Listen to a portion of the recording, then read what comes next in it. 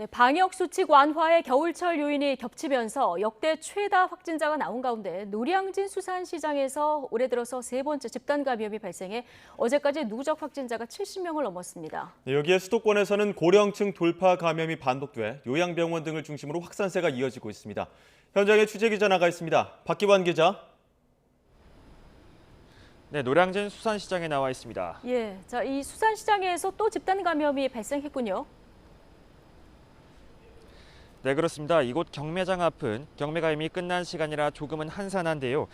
특히 집단 감염이 발생하면서 일부 직원들이 직무에서 배제돼 출근하지 못하면서 더 썰렁해졌습니다. 이곳에서는 지난 20일 첫 확진자가 발생했습니다. 이후 어제까지 72명이 감염된 것으로 확인됐는데요. 지난 4월과 8월에 이어 올해 들어서만 세 번째 집단 감염입니다. 방역당국은 일단 확진자가 발생한 업체에 대해 소독을 실시하고 역학조사에 들어갔는데요. 또 해당 업체가 있는 층 근무자는 매일 검사를 받아야 하고 다른 주변 상인들도 이틀에 한 번씩 PCR 검사에서 음성을 받아야만 출근할 수 있도록 했습니다. 간이 식탁 등도 모두 폐쇄하고 직원 간 식사도 금지됐습니다. 다만 이곳 직원 등 관계자만 2,600여 명에 이르는 만큼 검사와 관리가 쉽지는 않을 것으로 보입니다. 방역당국은 지난 13일부터 어제까지 이곳을 방문한 사람들도 반드시 검사를 받아달라고 당부했습니다. 네, 비수도권 가운데는 충남 천안에서 확진자가 무더기로 나왔다고요? 네, 그렇습니다. 충청남도 천안시 교회 관련 누적 확진자가 246명으로 늘었습니다.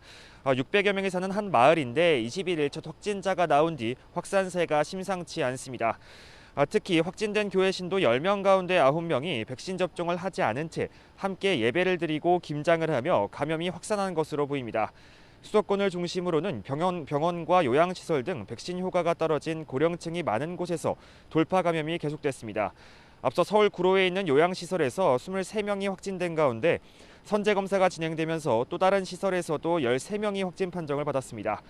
인천 남동구 요양병원에서도 최초 종사자 확진 이후에 어제까지 134명으로 누적 확진자가 늘었습니다.